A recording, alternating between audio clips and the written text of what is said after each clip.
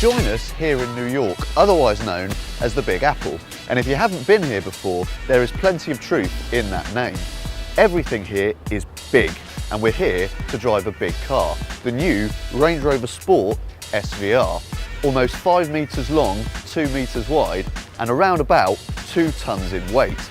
It also has a very big engine, a 5-litre supercharged V8, and that makes for even more big numbers. 542 brake horsepower, 502 pounds-feet of torque, 0 to 60 in 4.5 seconds, and a top speed of 162 miles an hour.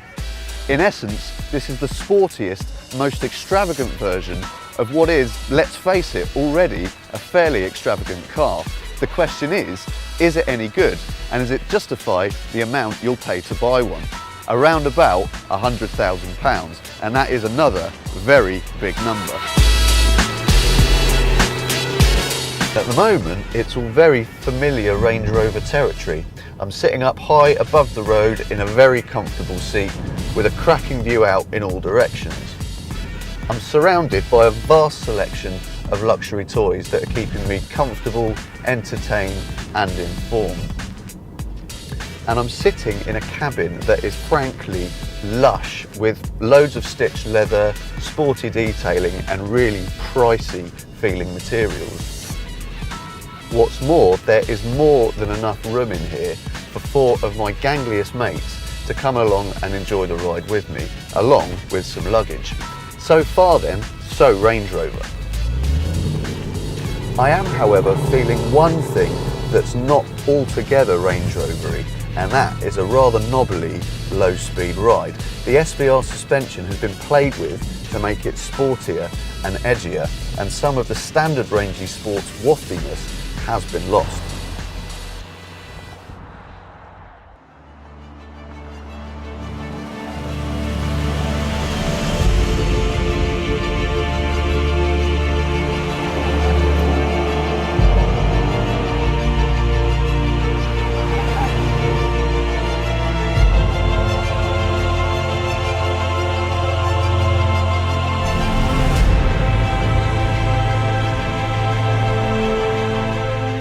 That does mean, however, that the SVR feels a good bit pointier than the standard car in the bends.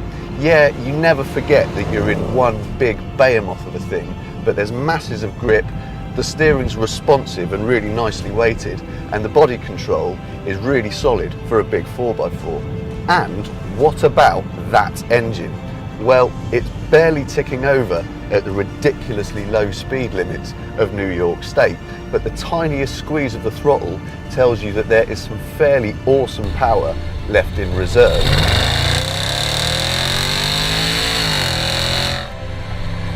You see, the SVR has been designed to be just as home on the racetrack as it is on the school run, and that is exactly where we're taking it.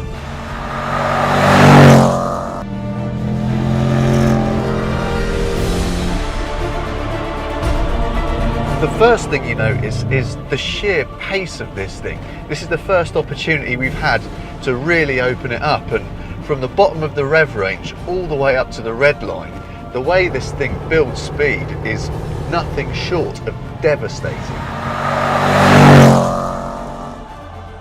So we're chucking in a couple of tight corners now, and for a car this tall and this heavy, it changes direction with real crispness. The turn-in's sharp, I'm getting plenty through the steering, and you can even make subtle adjustments to your line using the throttle pedal. I'm not convinced it's quite as precise or as planted as other performance SUVs from the likes of Porsche and BMW, but what it lacks in precision, it more makes up for with engagement and raucousness, and it really is an absolute riot.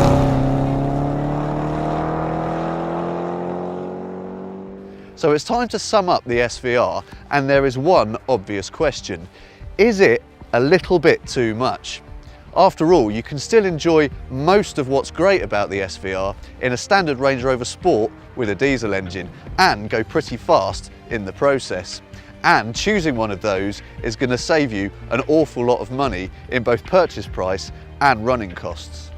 However, there are still a lot of people out there for whom the SVR will be very, very appealing.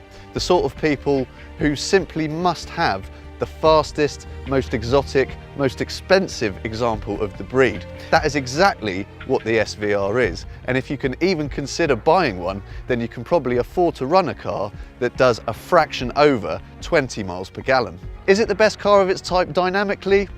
Not entirely sure about that, but it is as engaging and as enjoyable as any of its rivals. And if anything, it's even a bit more likeable. If you can afford it, you will absolutely love it.